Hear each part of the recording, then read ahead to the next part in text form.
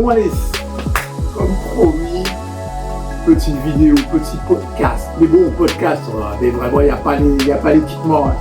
Déjà l'équipement n'est pas sorti avec mon thème du jour. Déjà, j'ai dit, attends, ambiance beige, tu vois. Elle arrive avec son gros rose, son gros rouge.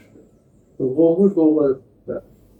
Bon, bref, on n'a pas beaucoup de temps. En plus, on ne s'est pas préparé. Ok, donc là,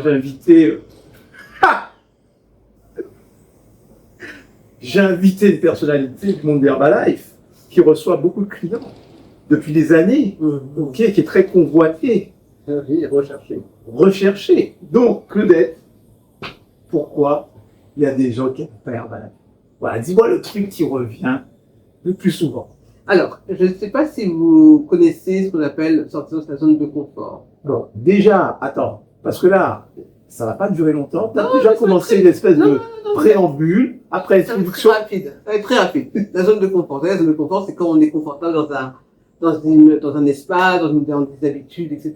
Des fois, elles sont même pas bonnes, hein, mais c'est une zone de confort. Donc, manger, par exemple, là, on a à Moule, vous savez, on a un camion de bouquet qui est là tous les jours dans les vacances. Alors ça, c'est le problème avec Claudette, une discussion. C'est-à-dire, je sais pas à quel moment on est en train de parler de camion de bouquet. Mais écoute, j'ai un petit portable qui a pas beaucoup de mémoire. Donc, il y a des gens qui vont pratiquement, 3-4 fois par semaine dans le camion de bouquet. Là, c'est une zone de confort. Ils savent très bien que c'est pas bon pour la santé. Mais là, aujourd'hui, quand ils viennent dans notre club, quand ils rencontrent un distributeur, qui lui dit, écoute, tu pourras peut-être arrêter les bouquets, qui tient vraiment bien diminuer sur tes bouquets, et là, ça perturbe sa vie. Et en plus de ça, pourquoi les gens n'aiment pas Herbalife, c'est parce qu'ils ont peur aussi, surtout dans toutes les zones de confort, la nouveauté, des choses qu'ils ne connaissent pas. Et c'est vrai que le fait qu'on leur dise que tu vas manger, ton repas, ça va être de la poudre que tu peux mélanger dans de l'eau, ils disent, waouh, mais c'est quoi ce truc, moi je préfère manger. Voilà ce qu'ils disent souvent manger. Alors, on a beau leur expliquer que c'est manger, hein. Le fait Herbalife, c'est un repas. On mange avec c'est un réel repas hyper. Je vois qu'il y a même un petit livre de recettes. Il y a même un petit livre de recettes. Ok, et là, c'est pas du liquide, hein, c'est du bon manger, hein. Bon manger. Bien sûr, on peut le faire tous les jours parce que, il faut avoir le temps, parce que c'est vraiment des recettes.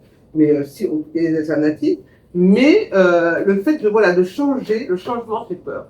Et le changement brutal, puisque voilà, on mange de la poudre. et là, ils comprennent pas trop. Donc, il y a certains qui commencent, qui sont, ils commencent sur l'impédance qui voient qu'ils ont 24 de graisse viscérale, ça fait peur. C'est vrai qu'il faut vraiment avoir peur qu'on a autant de graisse viscérale. Donc tout de suite, ils disent ok, je vais le prendre. Et puis après, une sollicitation, une autre sollicitation, et puis. Mais attends, quand tu vas par exemple au Starbucks, que tu commandes un café, un cappuccino, ok. Avec un muffin. Ils mettent de la poudre et après ils mettent de l'eau. Ouais, non, mais voilà, c'est ça. Pour eux, c'est normal. Ça, c'est la normalité. Un café, c'est de la poudre, hein, qu'on met avec de l'eau, hein, c'est la même chose. Mais ça fait tellement longtemps que c'est ancré. Alors que moi, je me rappelle quand j'étais petite, ma mère, elle achetait des cafés en craque et elle avait un moulin à café. Donc déjà, la base, c'était quand même des grains de café. Mais là, pas du tout. Il y a plein de gens qui ne savent même pas que les jeunes, comment on leur dit que c'est le café à la base, ils ne savent même pas le grain de café. Donc, c'est normal. Bien alors, le Nido, le cité, il y a plein de gens qui ont grandi avec le Nido et qui ont bu leur vie. Alors, mais moi, j'ai des gens qui n'ont pas d'excuses. Ils ont vraiment envie. Ils n'ont pas de problème avec la poudre. Ils ont même acheté des produits pour des programmes perte de poids. Mais il y en a qui bloquent quand même et disent Herbalife, non, je préfère le naturel. Voilà, mais en fait, parce qu'ils espèrent qu'avec le naturel, ils pourront. Le naturel. C'est naturel, mais on se comprend. Avec le naturel, ils espèrent avoir des résultats. Mais si vous jouez votre alimentation, sérieusement, sans Herbalife, vous allez perdre du poids. Mais à un moment donné, le corps il va se stagner. Vous allez perdre peut-être 5, 6, voire même 10 kilos. Des kilos à perdre. Mais après, en revanche, avec Herbalife, on continue à perdre des kilos. Donc là, ils espèrent qu'effectivement, alors, le pire, c'est ceux qui espèrent perdre des kilos en allant dans les instituts qui leur demandent beaucoup d'argent, avec des massages. Souvent, on nous demande, vous faites des massages, comme si le massage va vous faire passer les 40 kilos, on ne fait pas 40 kilos. Attends, mais moi, je te masse souvent. Souvent, je te masse. Ça sert à rien. Bon, voilà. Donc, c'était une petite vidéo très courte pour parler de voilà pourquoi certaines personnes bloquent sur Herbalife. Peut-être tu t'as donné rapide comme ça, boum, t'as sorti le truc. Ouais. Tu savais même pas que j'allais faire la vidéo. Voilà, je savais même pas.